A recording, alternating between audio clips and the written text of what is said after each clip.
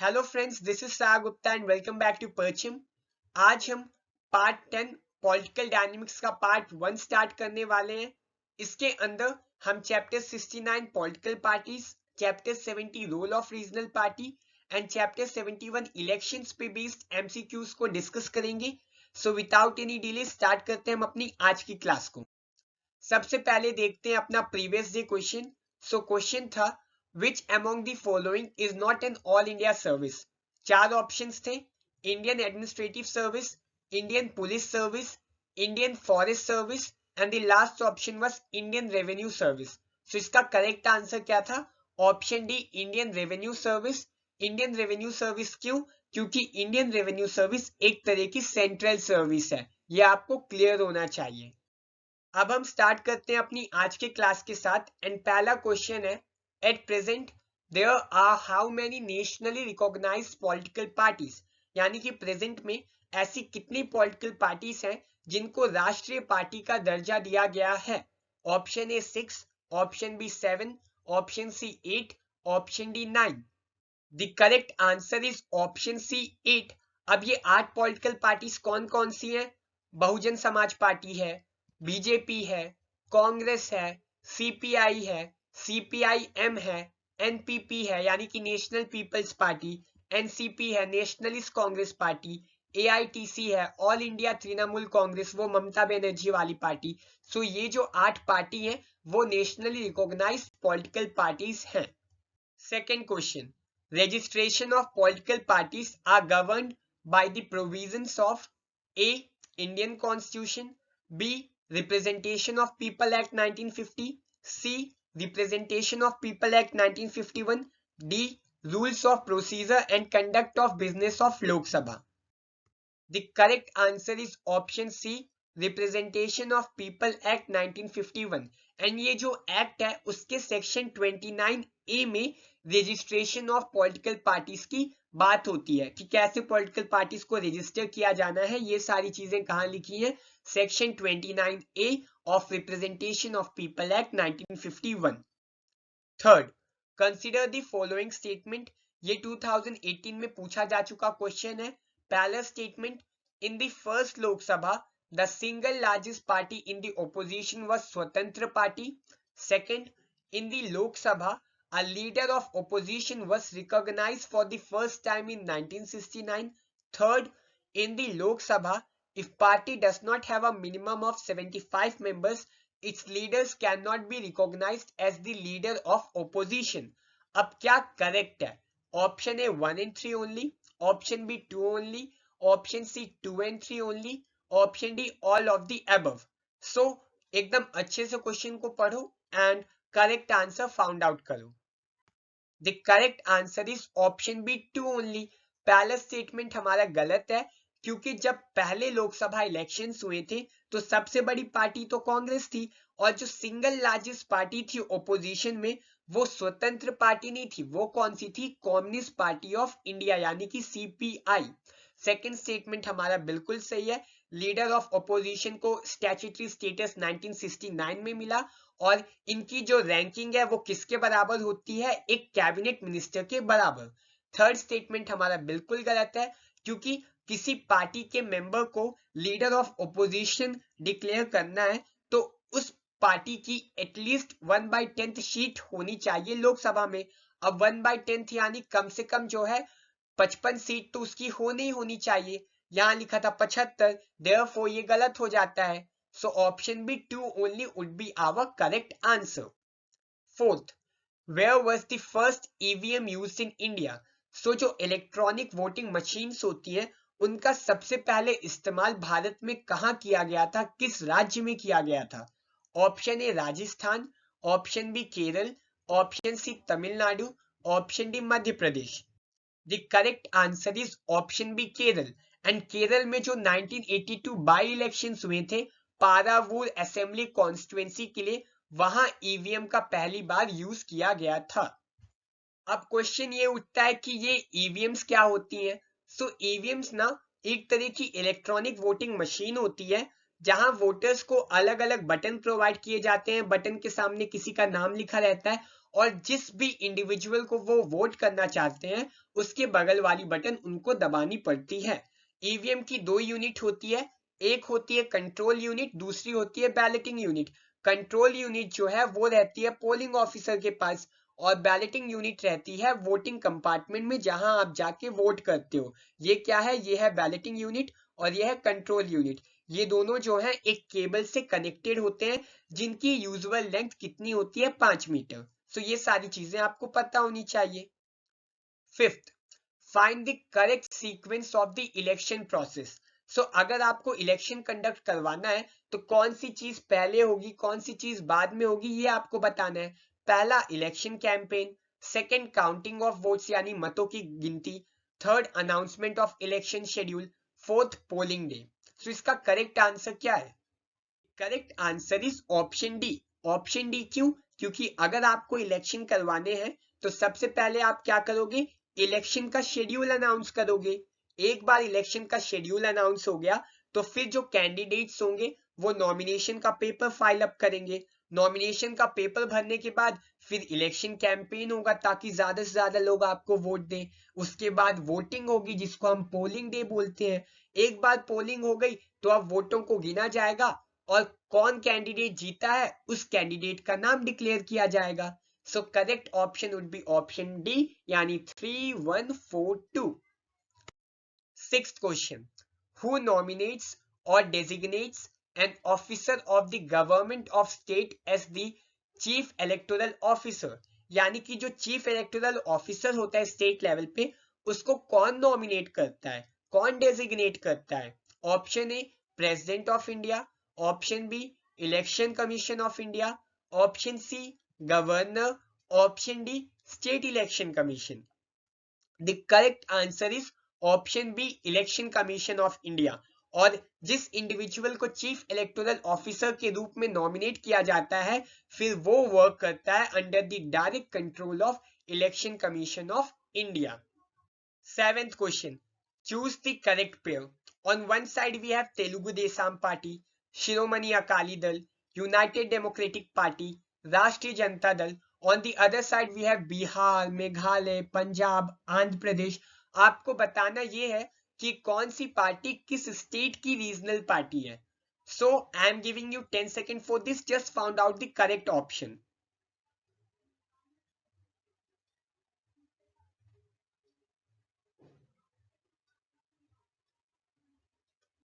The correct answer is option D.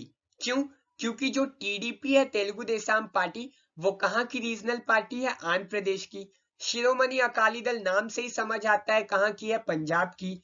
United democratic party हमारे मेघालय की है और राष्ट्रीय जनता दल ये कहाँ की है, बिहार की, और ये लालू यादव की पार्टी है। Eight question, consider the following statement.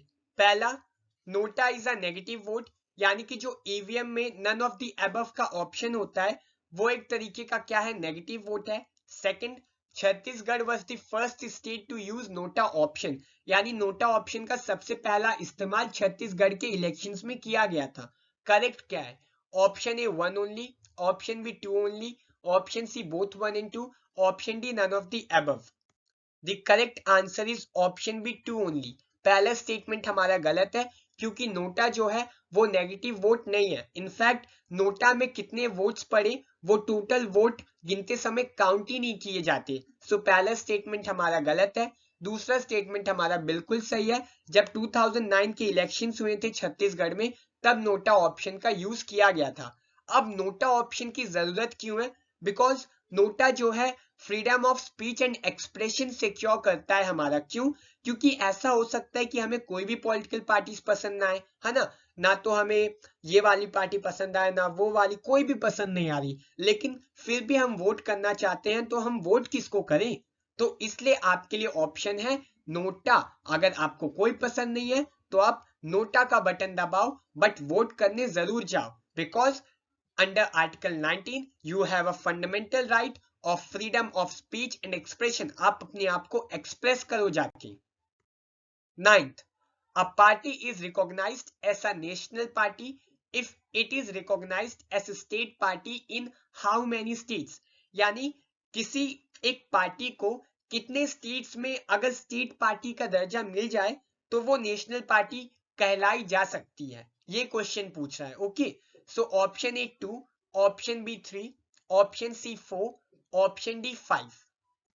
The correct answer is option C 4, यानी कि किसी एक पॉलिटिकल पार्टी को स्टेट पार्टी का दर्जा मिल जाए 4 स्टेट में तो इसका मतलब ये है कि वो अब बन गई है नेशनल पार्टी। ओके, सो ये आपको पता होना चाहिए। 10th question, who is primarily responsible for preparing a list of competing candidates in a parliamentary or assembly elections, यानी कि कौन कौन से कैंडिडेट कंपीट कर रहे हैं असेंबली या पार्लियामेंट्री इलेक्शन में, उनकी लिस्ट बनाने का जिम्मेदारी किसकी होती है, किसकी रिस्पॉन्सिबिलिटी होती है। A electoral registration officer, B returning officer, C presiding officer, D general observer. The correct answer is option B returning officer. So जो आरओ होता है उसके रिस्पॉन्सिबिलिटी होती है कि लिस्ट को प्रिपेयर करे जो जो कैंडिडेट्स जो है इलेक्शंस में पार्टिसिपेट करने वाले हैं। जहां तक बात है इलेक्टोरल रजिस्ट्रेशन ऑफिसर की, तो नाम से ही समझ आ रहा है कि ये इलेक्टोरल रोल को प्रिपेयर करता है, यानी कौन कौन से वोटर्स हैं, कितनों की एज 18 प्लस हो गई है, कौन कौन एलिजिबल है वोट करने के लिए, ये सारी लिस्ट कौन प्रिपेयर करता है, अपना ईआरओ। प्रिसाइडिंग ऑफिसर क्या करता है, वो पोल कंडक्ट करवाता है पोलिंग स्टेशन में। जो जनरल ऑब्जर्वर्स होते हैं वो पूरे के पूरे इलेक्टोरल प्रोसेस पे अपनी पैनी नजर रखते हैं, एक क्लोज वॉच रखते हैं टू इंश्योर कि जो इलेक्शंस हैं फ्री हो और फेयर हो। Okay, 11th question, choose the correct pair. On one side we have reactionary party, conservative party, liberal party, radical party. On the other side we have establish a new order, cling to old socio-economic order, aims at reforming existing institution, believes in status quo. अब आपको ये बताना है कि किस तरीके की political party की किस तरह की आइडियोलॉजी होती है। So for that I am giving you 10 seconds, just found out the correct pair.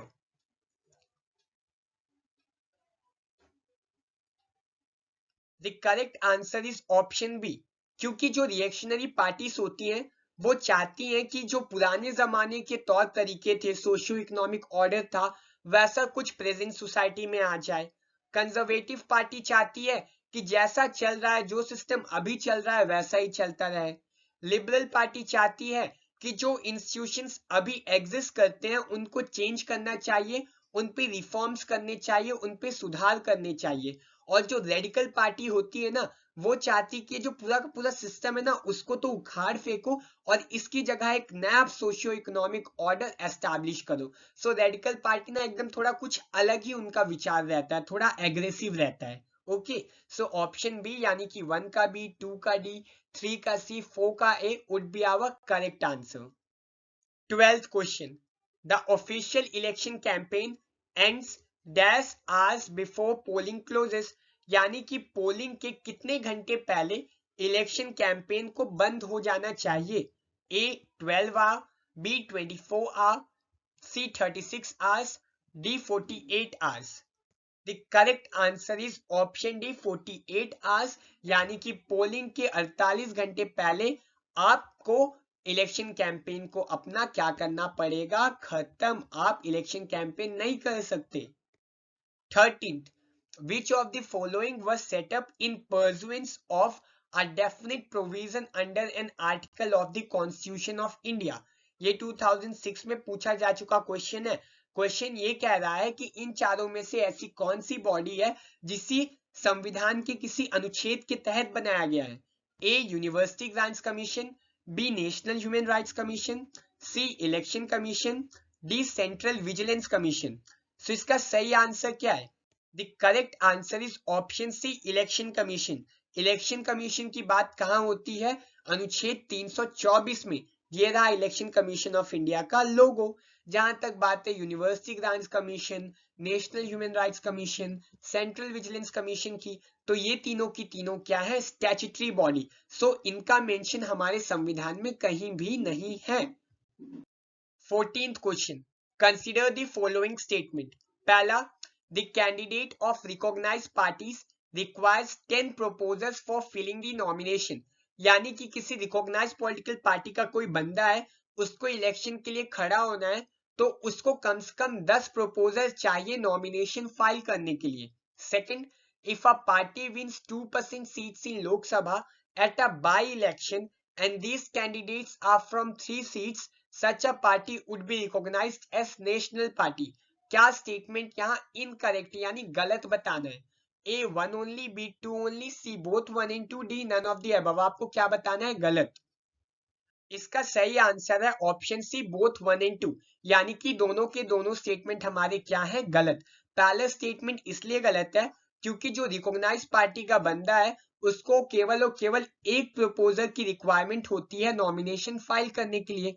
And दूसरा स्टेटमेंट इसलिए गलत है क्योंकि जब आप लोकसभा में 2% सीट जीत लेते हो, कोई पॉलिटिकल पार्टी जीत लेती है, तो उसको नेशनल पार्टी मान लिया जाता है, बट केवल और केवल तब जब उसने 2% सीट कहां से जीती हो? 3 स्टेट से, और वो भी जनरल इलेक्शन में, ना कि बाई इलेक्शन में। यहाँ क्या लिखा था? By election. लेकिन अगर यहाँ बाई इलेक्शन की जगह क्या लिखा होता? जनरल इलेक्शन, तो सेकंड स्टेटमेंट हमारा सही होता। हालांकि यहाँ दोनों के दोनों स्टेटमेंट गलत है, so option C, both 1 and 2 would be our correct answer. 15th और आज का last question, which one of the following articles of the directive principle of state policy deals with promotion of international peace and security? 2002 में पूछा गया ये question था। A article 51, B article 48A, C article 43A, D article 41। सो इसका जो भी answer है आपको कमेंट करके हमें बताना है। सो इस तरीके से खत्म होते हैं हमारे आज के 15 क्वेश्चंस। मिलते हैं नेक्स्ट क्लास में। नेक्स्ट क्लास में हम chapter 72 election laws, chapter 73 electoral reforms, chapter 74 voting behaviour and chapter 75 coalition government पे बेस्ड एमसीक्यूज को कवर करेंगे। So do prepare this 4 chapters. मिलते हैं नेक्स्ट क्लास में। Till then take care, bye bye and thank you. Have a good day.